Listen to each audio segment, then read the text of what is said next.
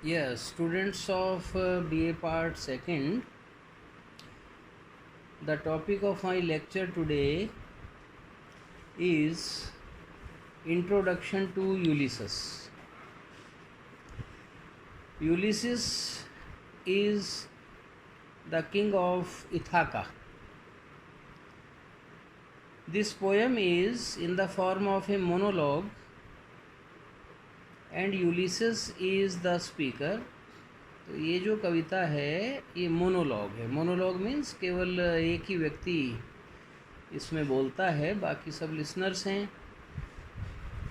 The character depicted in this poem is the character of A restless man.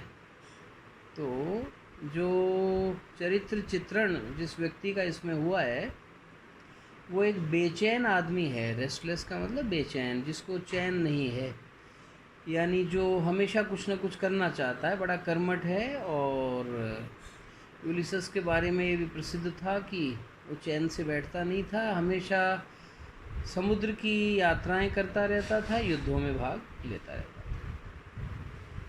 Impatient का मतलब who is not patient, अधैर्यवान, to resume his travels, और हमेशा वो चाहता था कि दोबारा यात्राएं प्रारंभ हो जाएं. एंड हिज इंक्वायरी, और वो खोजी प्रवृत्ति का था, तो नए नए देशों को देखे, नए नए द्वीपों को खोजे, नए नए क्षेत्रों का भ्रमण करे. तो ये उसमें लालसा बहुत बड़ी भारी थी. There is a dissatisfaction with the inactivity. तो अब वो बड़ा असंतुष्ट है क्योंकि एक यात्रा के बाद से उसकी इनएक्टिविटी काफ़ी बढ़ चुकी है, अकर्मण्यता. और जब वापस आ गया, कुछ एज भी ज़्यादा हो गई, बूढ़ा हो गया, लेकिन फिर भी मन तो उसका पहले जैसा ही था कि वो और घूमे और भ्रमण करे. तो वो असंतुष्ट था इनएक्टिविटी से एंड स्टेबिलिटी और स्थायित्व से. तो बहुत से लोग तो स्टेबिलिटी चाहते हैं, वो इनस्टेबल किस्म का आदमी है of his life in Ithaca. So when he returns finally to settle in his kingdom, he is not satisfied with the inactivity and stability. This period contrast with his earlier life of adventure and challenge. ये जो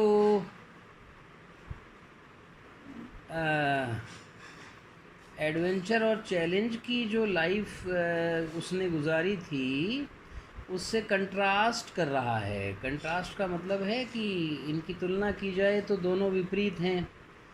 तो पहले वो बहुत ज़्यादा challenging और adventurous trips पर, यात्राओं पर निकल जाता था, लेकिन अब वो उसके पास करने को कुछ भी नहीं है, उसको बिठा दिया जाए.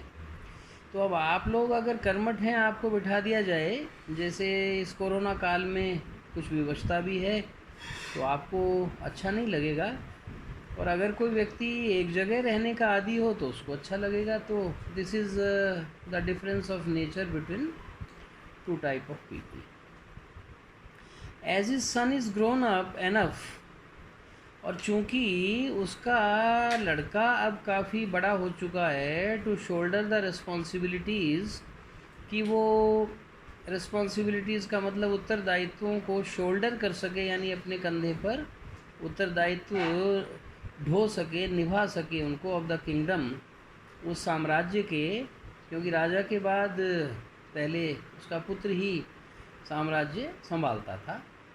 तो ही फील्स यूज़लेस. तो अब एक और फैक्टर वो फील कर रहा है कि अब मैं तो यूज़लेस हूँ, मेरा पुत्र बड़ा हो चुका है, वो अब गद्दी संभालेगा.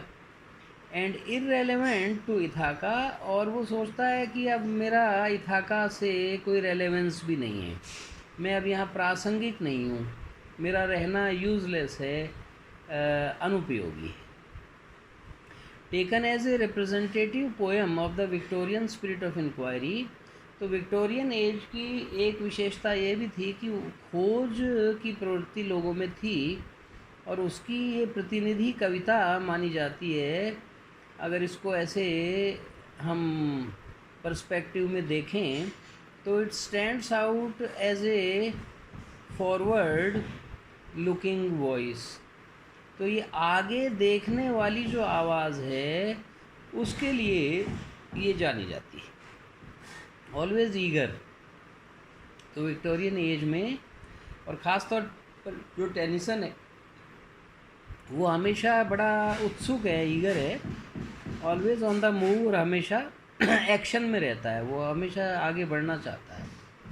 द डिक्शन का मतलब होता है शैली, जो लिखने की शैली है। द टोन, जो इसकी टोन है। The pace of the poem, और जो पेस का मतलब गति है इस पोएम की।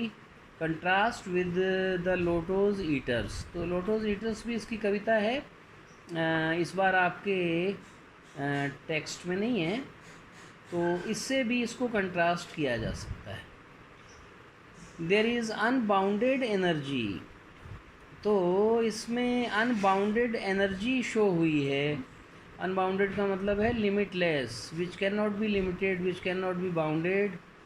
ऐसी एनर्जी जिस पर बांध नहीं बनाया जा सकता, इतना भारी प्रवाह ऊर्जा का इसमें दिखाया है। ए डिज़ायर टू लिव लाइफ, एक ऐसी जीवन को जिए जाने की इच्छा इसमें है।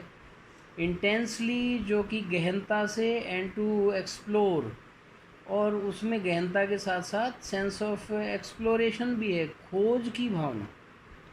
The expanding horizons of knowledge, कि ज्ञान जो अनंत है तो उसके बहुत सारे जो आयाम हैं और जो आगे से आगे खुलते जाते हैं। एक्सपेंड का मतलब है इंक्रीज़ होना, तो ये भी इसमें भावना है। तो मोटे तौर पर आप लोगों को समझ लेना चाहिए कि यूलिसस इस किस्म का राजा रहा जो सदा ही नए नए क्षेत्रों का ज्ञान प्राप्त करने की ललक रखता था, नए नए क्षेत्रों में जाने की ललक रखता था, और बड़ा थ्रिलिंग और एडवेंचरस था, और उसमें एक जगह बैठने का बिल्कुल भी सामर्थ्य नहीं था। But from another point of view, लेकिन दूसरे अगर एंगल से देखा जाए तो it is a very ego centred poem. तो ये ईगो सेंटर्ड पोएम भी है। ईगो सेंटर्ड कहते हैं आत्म केंद्रित। वो ये हमेशा ही यूलिसस अपने बारे में ही कहता है, अपने बारे में सोचता है। The central character is obsessed, ये जो सेंट्रल कैरेक्टर है, जो केंद्रीय इसमें एकमात्र व्यक्तित्व शो हुआ है यूलिसस का, तो वो ऑब्सेस्ड है, यानी वो हमेशा यह आग्रह से ग्रसित है, बाय सेल्फ कंसर्न, केवल अपने बारे में सोचता है। अब अपने बारे में तो हर आदमी सोचता है, लेकिन केवल अपने बारे में सोचना भी उचित नहीं कहा जा सकता, अन्य लोगों के एंगल से भी सोचना चाहिए। Note the number of times, और इसे हमें नोट करना चाहिए कि कितनी बार the pronoun I is used इस कविता में। जैसा आप पढ़ेंगे तो नेक्स्ट लेक्चर जब भी आपका आएगा तो वो पोएम हम लोग पढ़ेंगे, तो उसमें आई का प्रयोग बहुत ज़्यादा है। तो जैसे कोटेशन है, आई मीट एंड डोल, I can not rest from travel, I will drink, तो इस तरह से आई का प्रयोग बहुत ज़्यादा है। And words my, myself are used, और इसी तरह से मेरा, यह शब्द भी बहुत यूज़ हुआ है।